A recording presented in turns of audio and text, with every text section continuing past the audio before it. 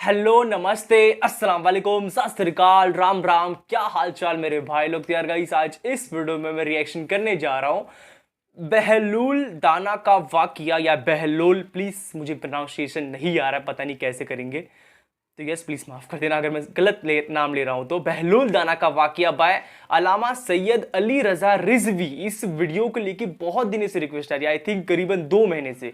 But scene क्या है कि मुझे प्रॉपर वीडियो नहीं मिल रहा था, आखिर मैं किस पे रिएक्शन करूं, बिकॉज बहुत सारे वीडियोस थे यूट्यूब के ऊपर में। एंड जो मुझे रिक्वेस्ट करता है वो लिंक देता तो है, लेकिन यूट्यूब के ऊपर देता है, यूट्यूब के ऊपर से क्लिक नहीं होता है मुझसे, बिकॉज एज ए क्रिएटर थोड़ा मुश्किल होता है। क्रोम में जाओ, फिर चैनल साइन इन करो, तो कैसे 2 चैनल है मेरे पास, तो एक मोबाइल में बार बार क्रोम पे जाके जमता नहीं है। इसलिए अगर तुमको लिंक देना है तो प्लीज इंस्टाग्राम पे आके दो। अगर तुम कमेंट सेक्शन में लिंक देते हो, मैंने पहले भी मना किया, कमेंट सेक्शन में लिंक कभी मत दिया करो। या तो नाम बता दो या टाइटल, जो वीडियो का टाइटल है ना, फुल डाल दो, मैं सर्च मार लूंगा। लेकिन तुम लिंक देते हो, वहां से क्लिक नहीं होता है, फिर कौन सी वीडियो पता नहीं चलता कौन से वीडियो पर रिएक्शन करना, बिकॉज एक वीडियो के बहुत सारे वीडियोस बना के रखते, बहुत सारे यूट्यूबर्स बन रहे हैं आजकल, तुम्हें भी पता है, बहुत सारे वीडियोस बने हुए रहते हैं एक वीडियो को लेके। तो यस, बातों को साइड में करते हैं। Bahlool Dana, without any wasting time start करेंगे रिएक्शन वीडियो को। So let's go and check it out. Bahlool Dana का नाम सुन रखा है सबने। तो एक बहुत बड़े उस जमाने के सूफी थे, वो उनके पास आए, कहने लगे कि भाई कुछ मुझे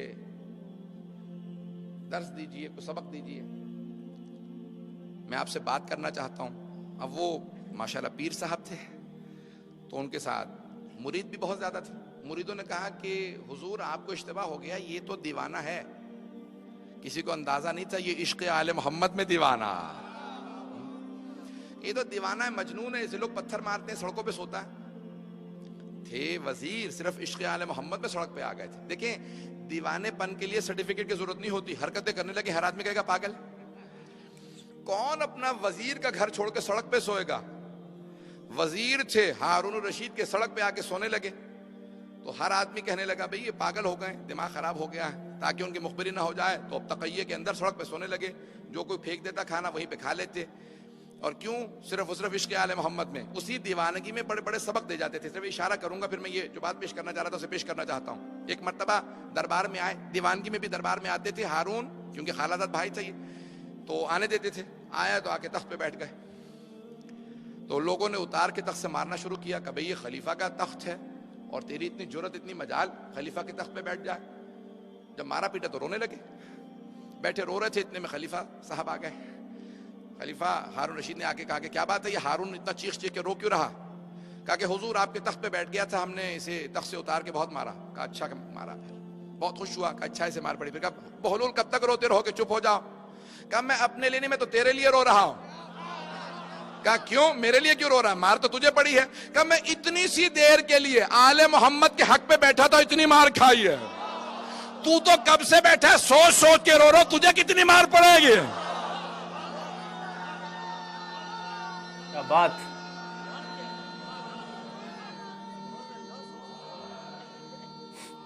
बैकग्राउंड में कुछ बज रहा है धीरे धीरे।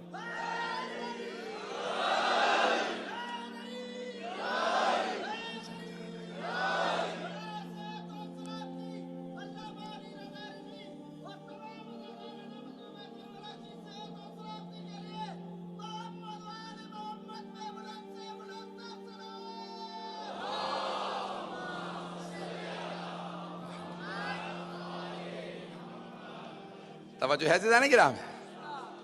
तो कहा मैं अपने लिए नहीं, मैं तो तुम्हारे लिए रो रहा हूँ। इतनी सी देर के लिए आले मोहम्मद का हक गस्ब किया था मैंने, चंद लहजे बैठा तो मैंने इतनी मार खाई है। तुम तो कब से हक गस्ब किए बैठे हो, सोच सोच के मुझे रोना आ रहा है कि तुझे कितनी मार पड़ेगी। ऐज़ान गिरामी, बाज़ औक़ात कोई दीवाना होता है, दीवानगी में इतने बड़े बड़े पैगाम दे जाता है।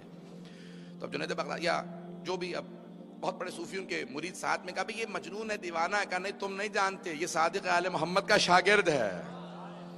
वो भी जानते थे, उन्हें पता था कि ये आदमी आम आदमी नहीं है। कहा सबक दीजिए, मैं आपसे बात करना चाहता हूं। उसने पूछा, कहा बात करनी आती है आपको? हजरत बहलूल ने पूछा। किससे? इतने नाम लेना मुनासिब नहीं, बहुत बड़े सूफी उनसे पूछने लगे कि आपको बात करनी आती है? उन्होंने कहा हाँ बात करनी आती है। कैसे बात करते हैं? कभी आराम आराम से बात करनी चाहिए, अल्फाज अच्छे इस्तेमाल करने चाहिए, और जब बात करें तो दूसरे की भी सुने, और वो वजाहत करने लगे कि जितने मुस्तहबात हैं। उन्होंने कहा तुम तो जाहिल आदमी हो, तुम्हें तो बात तक करनी नहीं आती। उठ, ये कहाँ, उठ के चले गए। शागिर्द कहने लगे हुजूर पूरा बगदाद देख रहा है, वो आपको ऐसी सी तौहीन आमेज जुमले कह के चला गया, आपको बात करने की ज़रूरत ही नहीं थी। कहा नहीं, इसको तलाश करो कहाँ गया, मुझे फिर भी मिलना। अब वो शागिर्द कहने लगे हुजूर मसला क्या है, आप हमारे पीर ने कहा नहीं, इसको तलाश करो। चले, पीछे चले, कब्रिस्तान तलाश करते करते पहुंच गए कि कब्रिस्तान में बैठे खाना खा रहे हैं। कहा कि हुजूर वो दस्तरखान, वहाँ पे उसने कब्रिस्तान में दस्तरखान बिछा रखा है, वहाँ खाना खा रहा है। पहुंचे, टूटी हुई रोटियां। कहा बहलूल आपके साथ खाना खा सकता हूँ? कहा खाना खाना आता है तुम्हें? कहाँ खाना खाना आता है? कहा कैसे खाना खाते हैं? कहा लुकमा छोटा छोटा लेना चाहिए, पहले बिस्मिल्लाह पढ़ो, हर लुकमे के बाद अल्हम्दुलिल्लाह कहो, 20 मरतबा चबाओ फिर खाओ। कहा जाहिल, तुझे तो खाना तक नहीं आता। फिर शागिर्दों ने महसूस किया हुजूर ये आपको गालियां बक रहा है, तौहीन कर रहा है, सारा शहर देख रहा है, आप क्यों इसके पीछे चलते हैं? कहा नहीं, तुम्हें समझ में नहीं आ रहा है, ये कुछ ना कुछ सबक जरूर होगा इसके अंदर। कहा नहीं, तुम्हें खाना नहीं आता। उठ के चले गए, कहीं और तलाश करने लगे, देखा सहरा में बैठे हैं। कहा कि भाई हम कुछ नसीहत करो, मौइज़ा करो। का तुम्हें पता है नसीहत मौइज़ा क्या? कहा नहीं कुछ नहीं, आपने खुद ही बता दिया, मैं तो जाहिल हूं, अब आप ही जानते हैं, आप बताइए। का अब तुम आए हो लाइन के ऊपर। जब इकरार कर ले कोई आदमी के नहीं जानता, उसे सिखाया जाता है। जो पहले से कह रहा हूं मैं सब कुछ जानता हूं, वो क्या सीखेगा? कहा अच्छा पहले ये बताइए, जो आप कह रहे थे बात करनी नहीं आती, बात कैसे की जाती है? कहा ये तो बात की बात है, आराम से बोलो, अल्फाज अच्छे हों। पहले ये देखो अल्लाह की खुशनुदी के लिए बोल रहे हो या मखलूक के लिए? किसकी खुशनुदी के लिए कलाम कर रहे हो? पहले तो बुनियाद तो सही करो, ये तो सारी बात की बातें हैं। कहा चले आपने मुझे बोलना सिखा दिया, अब ये बताइए खाते कैसे हैं? कहा खाने ये तो सब बात की बातें हैं कि बिस्मिल्लाह पढ़ो, अल्हम्दुलिल्लाह कहो, लुकमा चबाओ, छोटा लुकमा हो 20 दफा चबाओ, फिर आराम से हो, ज्यादा ना खाओ। ये सब बात की, ये तो मुस्तहबात हैं, ये तो बात की बातें हैं। पहले ये देखो हलाल खा रहे हो, गस्बी तो नहीं है, किसी यतीम और बेवा का हक तो नहीं खा रहे हो। ये तो सब बाद में आएगा, मुस्तहबात तो बात की बातें हैं, पहले बुनियाद तो सही करो। दुआ की सजावत में भी यही सब चीजें जरूरी है। तो उन्होंने कहा कि ठीक है, जब आपने मुझे सिखा दिया बोलना खाना, अब कोई नसीहत कर दें। कहा कभी भी जब आप आखिरत की बात करें तो ये ना कहें कल से शुरू करूंगा। कुछ लोग पहुंच गए हैं।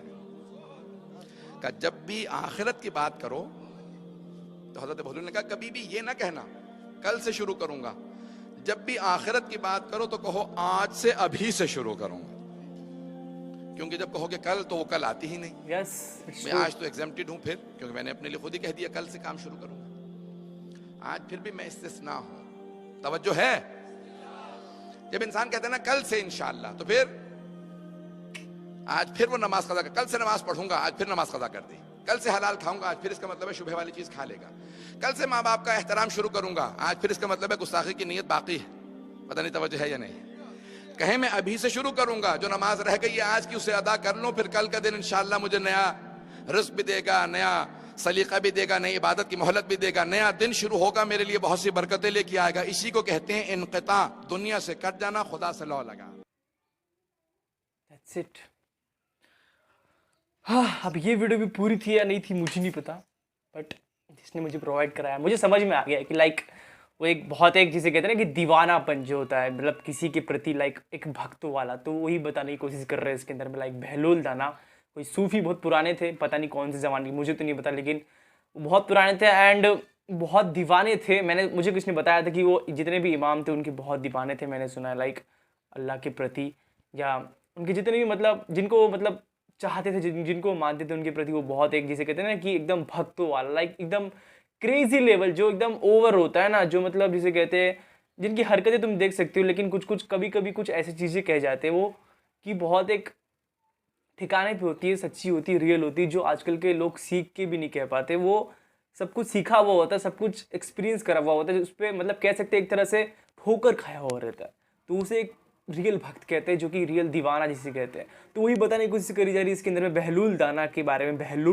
बहलूल दाना नाम था उनका, बहलूल दाना साहब, मुझे पता नहीं इनका नाम मैं कैसे लूँ, बहलूल दाना।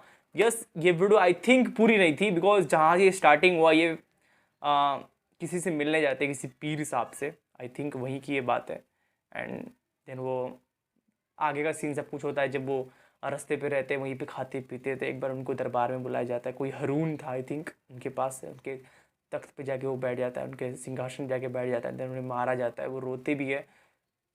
तो कहते हैं क्यों रो रहा है, तो वो कहता है कि मैं तो बस थोड़ी देर के लिए बैठा था, अब तो मतलब हमेशा के लिए इस पे बैठने वाले हो, और तुम सोचो तुम कितना रोने वाले हो। तो लॉजिक देखो बात के पीछे कितनी सही बात है। मैं सोच रहा था कि आखिर ये क्यों, सच में मतलब उसे मारा होगा इसलिए रो रहा, लेकिन बंदा एकदम डिफरेंट चीज़ें सोच रहा था, वो कुछ और ही सोच रहा था खुरापाती में, एंड सोच रहा था कि जब ये बैठेगा तो उसकी हालत क्या होने वाली है आगे आने वाले टाइम में।